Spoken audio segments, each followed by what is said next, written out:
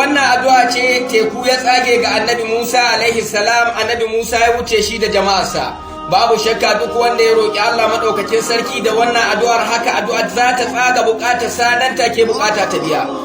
Ya zo a cikin ruhul bayan daga Abdullahi bin Mas'ud wata rana manzo Allah sallallahu alaihi wa sallama ya ce, in baka labarin kalmomin da annabi Musa alaihi salam ya roƙi Allah da su teku ya tsage masa. Ya ce ya manzo Allah ka faɗa min. Sai ya ce ka ce Allahumma lakal hamd wa ilaikal mustaka wa bikal mustagasu wa antal musta'an wa la haula wa la quwwata illa billah. Sai ka roƙi buƙatarka, domin wannan addu'ar annabi Musa ya karanta sai ga teku ya tsage. Annabi Musa ya gitta shi da jama'arsa.